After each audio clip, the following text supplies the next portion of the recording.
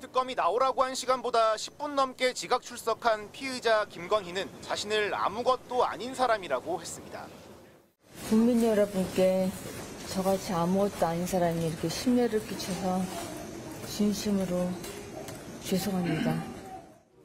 하지만 김건희 씨는 대선 과정에선 자신이 러닝메이트인 것처럼 내가 정권 잡은 거기는 완전히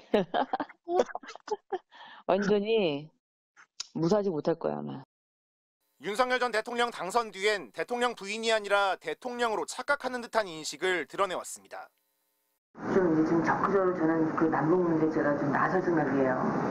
정말로. 그렇게 하세요. 네, 네. 그래야 되고 남동을 해야 되고 그래서. 김 씨는 미국에서 탈북자들을 만나 저와 우리 정부가 끝까지 함께하겠다며 자신이 곧 정부를 대변하는 것처럼 말했고 경찰을 대동해 마포대교 순찰에 나서선 미흡한 점이 많고 개선이 필요하다며 격려가 아닌 지시를 내렸습니다. 이는 단순한 말실수 차원이 아니었습니다.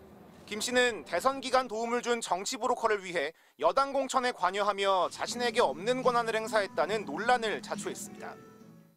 당선인이 지금 전화했는데 하여튼 당선인 이름 팔지 말고 그냥 미르라고 했어요. 지금 전화해서. 예, 고맙습니다. 당연하죠.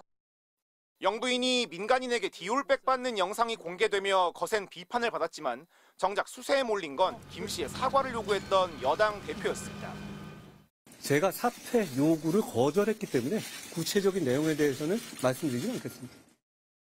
주가 조작, 명품백 수수, 공천 개입 등 각종 의혹이 터져나와도 검찰 수사는 김 씨 앞에서 모두 멈춰섰습니다. 이렇다 보니 김 씨에겐 대통령 VIP보다 앞선 실세라는 의미의 V0라는 호칭이 붙었습니다. 영부인 되면 조용히 지내겠다던 대선 기간 약속이 무색해진 겁니다. 남편이 대통령이 되는 경우라도 아내의 역할에만 충실하겠습니다. 그럼에도 윤석열 전 대통령은 순진한 아내를 악마화한다며 여론에 맞섰고 김건희 특검법에 3번이나 거부권을 썼습니다.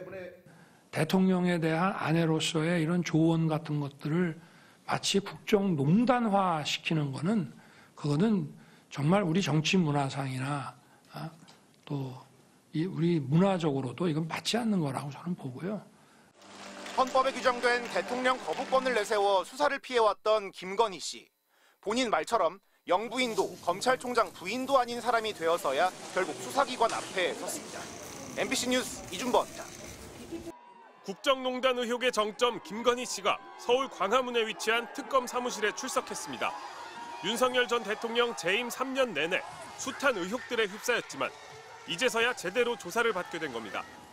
뒤늦게 국민들 앞에 선 김 여사는 사과의 뜻을 밝혔습니다.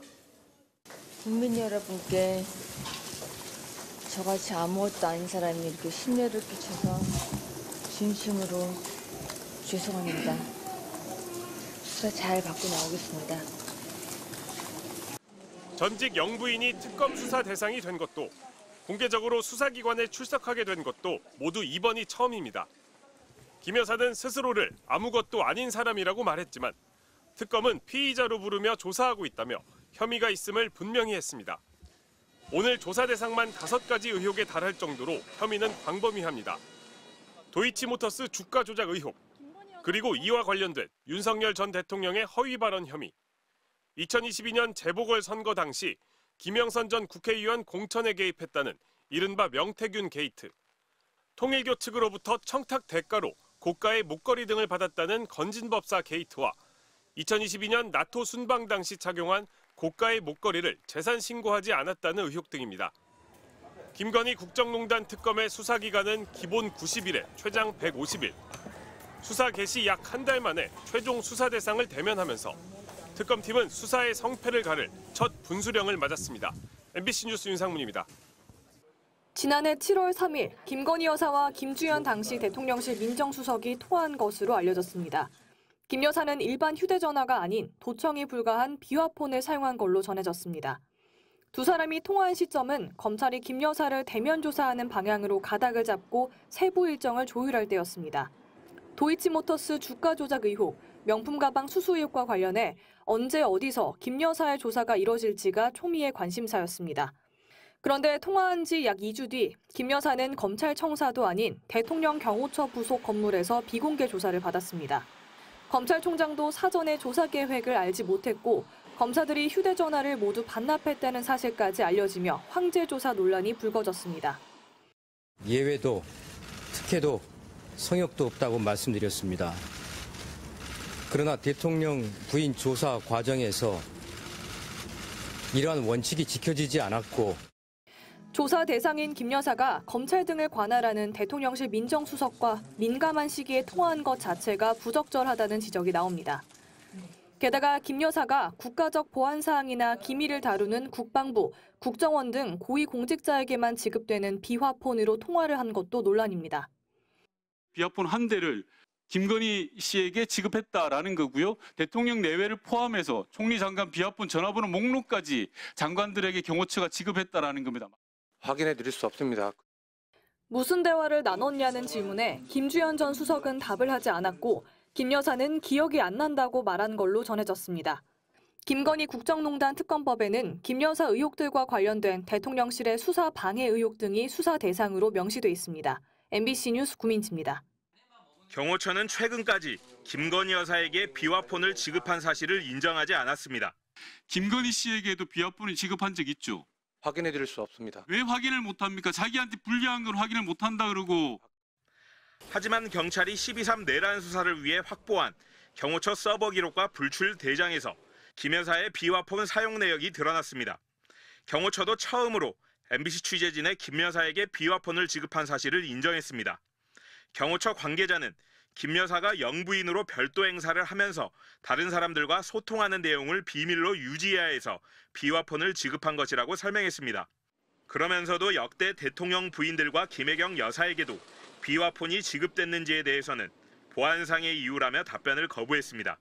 하지만 문재인 정부 당시 경호처 고위 관계자는 김정숙 여사와 비화폰으로 통화한 적이 없다며 사실상 영부인에게 비화폰 지급이 되지 않았다는 취지로 설명했습니다.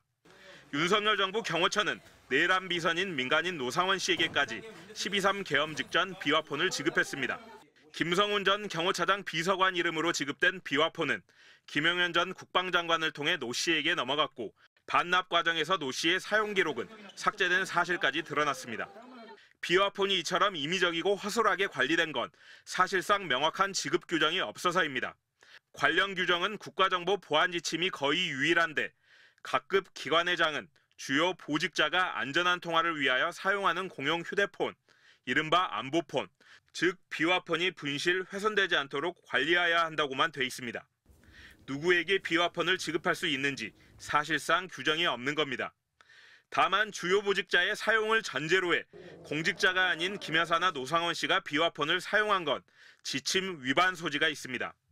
경호처는 보안상 밝히기 어렵지만 지침을 근거로 한 내부 규정이 또 있다면서도 관련 규정 개선 필요성을 검토하고 있다고 밝혔습니다. MBC 뉴스 이재욱입니다.